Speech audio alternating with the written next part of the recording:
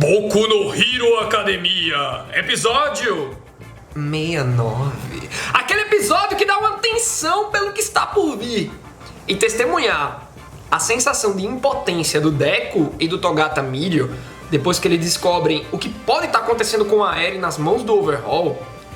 E eu gostei muito de ver o Fat Gun e principalmente o Nighteye defendendo os primeiranistas. Olha só, hein? O Lockrock tá meio tenso ali, com o envolvimento de crianças numa missão tão perigosa, com razão, mas vamos confiar porque eles fazem a diferença. O Kirishima provou isso no episódio passado.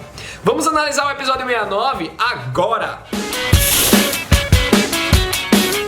Lembra de seguir o All Blue no Instagram e no Twitter. Também dá o like no vídeo, se inscreve no canal para mais Boku no Hero Academia. Toda segunda a gente analisa o anime e toda sexta, quer dizer, todo sábado, o mangá. Mas vamos pro começo do episódio 69. Os 4 primeiranistas protagonistas se reúnem. Primeiro o Deku encontra o Kirishima, posteriormente eles encontram a Uraraka e a Tsuyu. Estão pegando lá o metrô. Tem até uma ceninha que eles meio que montam a capinha do Abbey Road, aquele disco dos Beatles bastante icônico em que eles estão atravessando uma faixa de pedestres. E eles encontram o Big Tree também, velho, porque tá todo mundo convergindo, né? O Deku pensou que ia para uma reunião de pauta, mas não. É uma grande reunião, ao ponto que os primeiranistas sacam que grandes heróis profissionais estão lá juntos. Quando todos estão reunidos, a gente descobre que o Nighteye avançou bastante nas investigações, então é hora de um próximo passo. Eis que chega o Homem Centopeia, que é lá da agência do Nighteye, falando as novidades. E a voz dele, galera, eu achei muito estranha. A voz dele é fininha, desse jeito. É engraçado, velho. Tipo, eu não imaginava mesmo. Pra mim, ia ter uma voz mais grossa até de repente, né? Bom, esse personagem tem uma curiosidade bem legal. O design dele foi feito por um fã de Boku no Hero Academia, que participou de um concurso lá no Japão pra inventar um personagem pra obra. Diga aí, velho. Geralmente, assim, você vê como as pessoas ficam felizes ao participarem de um SBS de One Piece. Você mandou uma pergunta pro Eiichiro Oda, o autor da obra, e ele responde, mas aqui é o seu personagem aparecendo na história corrente, beleza? Que é o Kohei que dá a personalidade e encaixa ele na história, mas, véi, é um desenho seu, uma criação sua, baita concurso, né? Então, o Nighteye descobriu que a Yakuza, ou essa subdivisão da Yakuza comandada pelo Overhaul, mais especificamente, está expandindo os contatos. Eles conseguiram uma foto em que um dos membros, um dos minions do Overhaul, se eu não me engano foi o próprio Overhaul, estava conversando com o Bubai Gawara Jin, é o Twice da Liga dos Vilões. Quando o Gran Torino saca que a Liga dos Vilões está envolvida, ele até, do outro lado da mesa, pede desculpas ao Deku. Ô garoto, foi mal, eu não sabia que a problemática ia ser tão grande. Esse momento foi massa que o Kirishima e o Togata Milho, que é um dos 3 grandes da UA, ficam impressionados com os contatos que o Deku tem, né? É claro, o All Might fazendo aquela ponte, né? E esse é o momento que o Lockrock fica aborrecido em ver Deku, Kirishima, velho, essas crianças só vão atrapalhar a missão. Só que o Fat Gun começa a defender os seus, né? No caso, o Sanita, o Tamaki e o Kirishima. O Kirishima fez uma baita diferença. A gente testemunhou as ações dele no episódio passado. E é muito fofinho que as meninas, a Uraraka e a Tsuyu, falam: oh, ele é tão redondinho e feliz. E ele, crianças, também que doces. Eles começam a falar sobre as balas inibidoras de Quicks, e esse foi um momento bem apropriado. O Aizawa, ele chama a atenção as 2 vezes na reunião para falar sobre assuntos pertinentes. O primeiro é esse, em que ele compara o efeito dessa bala, desses projéteis, com a sua própria Quirk, né? Então, a Quirk do Aizawa, enquanto herói, Eraserhead, ela faz com que os genes que ativam Quirks sejam inibidos. Então, a Quirk do Aizawa inibe temporariamente as Quirks. Já essa bala danifica os genes. Então, o Tamaki tava de boa, o Sanita, ele levou aqueles tiros, né, protegendo o Kirishima, ele foi até pro hospital, a Quirk dele já tá se recuperando. Ele não sofreu nada fisicamente, não pegou gripe também, nem nada do tipo. Só a Quirk, especificamente a Quirk, não estava ativando. E essa comparação só pode ser feita porque o Kirishima conseguiu uma amostra, ele conseguiu um projétil lá para todo mundo poder analisar. É por isso que o Fat Gun defende os meninos. Pô, um primeiranista conseguiu uma prova que expande os caminhos dessa investigação. Essa reunião, eu acredito que ela está acontecendo também porque o Kirishima conseguiu colocar as mãos nisso, né? Naquela ação ali no beco em que ele enfrentou o cara das lâminas. E aí, dadas as pesquisas em relação àquela bala específica, tem sangue humano ali, galera. Macabro, né? O Deku e o Mirio já ficam tensos, eles começam a ligar os pontos. E aí todo mundo começa a pensar, velho, então é uma Quirk que destrói outras Quirks? Olha só, é tipo uma evolução da Quirk do Aizawa. Ele olhou e inibe. Então tem uma outra Quirk que destrói ao invés de inibir. Agora, o que é necessário para ativar? No caso do Aizawa, ele só olha. O que essa outra pessoa, detentora dessa Quirk que destrói Quirks, precisa fazer para aplicar um dano nos genes de Quirks das outras pessoas? Ainda não há provas que a Yakuza é a principal responsável por essas balas, mas eles começaram a perceber que a Yakuza tá negociando com gente envolvida nessa grande pirâmide de acontecimentos aí. O Nighteye, nesse momento, começa a explicar sobre a Quirk do Overhaul. É uma Quirk que constrói e desconstrói coisas. E aí o Deku e Mirio ficam mais tensos ainda, porque eles lembram da Eri. E eles também começam a sacar o que o Overhaul pode estar fazendo com a Eri. O Overhaul pode estar usando a Eri, desconstruindo o corpo da garota e construindo naquela forma do soro que vai dentro do projeto. Enfim, a Eri é a matéria-prima para criar essas balas.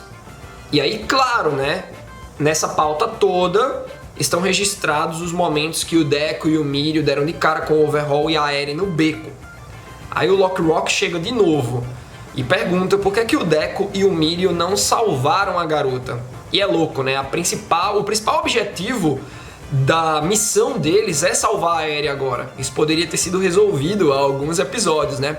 Mas aí o Nighteye defende os dois. Eles obedeceram diretrizes. Foi sob os meus comandos que eles agiram dessa forma.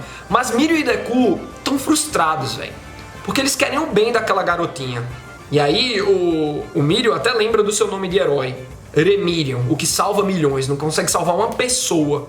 Palhaçada, né?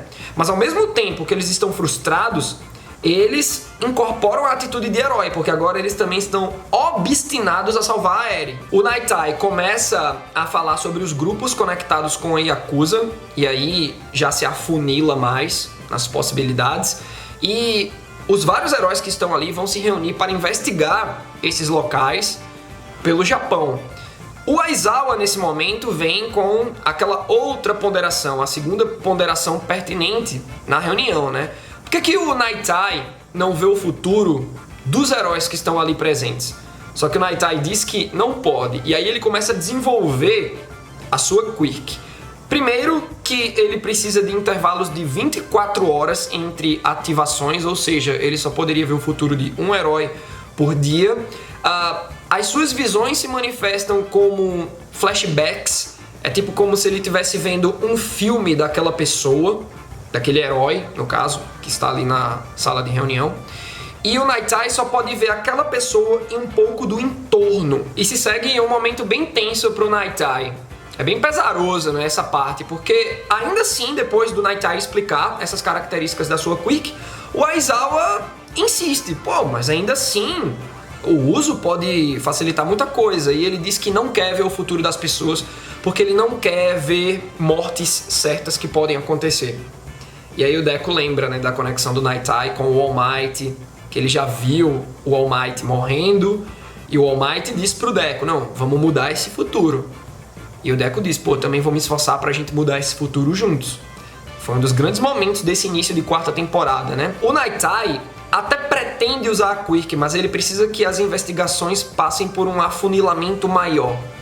Quem sabe numa etapa mais avançada a gente usa a previsão do futuro. O Lockrock chega de novo, é o encrenqueiro da reunião, o Lockrock, né? Ele vai dizendo, pô, mas usa agora, cara. E aí o Night-Eye insiste dizendo que, por favor, não, eu não quero usar.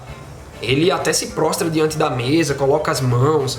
Pô, é muito pesado isso pro Night-Eye. Essa quick dele é um baita de um fardo, galera. E olha só, né?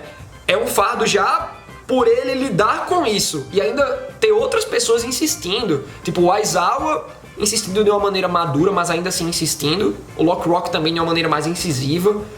Então é como se a galera visse que o Night-Eye pode estar negligenciando as coisas ao não querer usar sua quick, e não é por aí. No finalzinho do episódio, antes do encerramento, o Gran Torino pergunta ao Night-Eye, eles estão lá num papo intimista, o que é que o Night-Eye acha do Deco.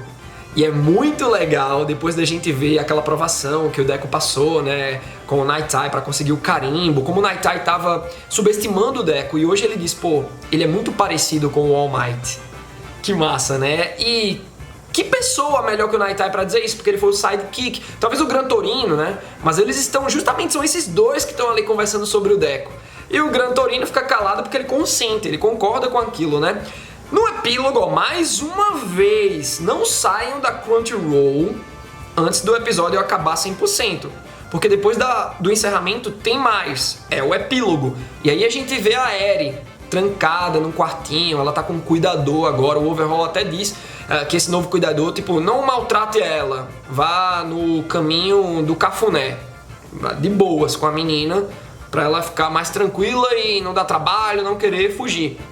E dá muita dó, a gente já tá ligando todos esses pontos que o Overhaul desconstrói a menina, tipo, ela deve virar papa que nem Magni e ele reconstrói ela. Imagina a dor dela, isso falando do corpo inteiro, mas imagina, ele desconstrói o braço da Eri, ela vê lá o braço dela sendo pulverizado e depois volta. É muita crueldade. E aí ela tá lá, né, sentindo muito medo e lembra das falas e do toque do Deco. Porque esse cuidador, ele deu um cafuné lá na Eri, deu umas tapinhas nela assim na cabeça, mas ela não sente carinho, ela não sente cuidado, e ela sentiu esse cuidado vindo do Deco. Talvez tenha sido a primeira atitude de carinho para com a Eri na vida dela, já que ela é uma criancinha, né, a suposta filha do Overhaul. Então ela nasceu, a quirk dela já deve ter sido entendida, né, no começo da vida dela, e o Overhaul tá usando ela desde então. Sei que no próximo as investigações vão avançar e veremos ação, porque a gente testemunha o Deco e o Mirio colocando seus trajes de herói. E se você quer ir pro mangá logo depois de ter visto esse episódio 69, vai pro capítulo 137. Ele continua direto desses acontecimentos que vimos aqui. Lembrando que Boku no Hero tá no capítulo 251, essa semana chegou 252. Então lê aí, pouco mais de 100 capítulos, mas é uma leitura incrível. Esse é o melhor arco até o momento de Boku no Hero Academia, mas no momento atual tem tudo pra superar. A obra tá fantástica, galera. Deixa aí suas opiniões nos comentários e até a próxima!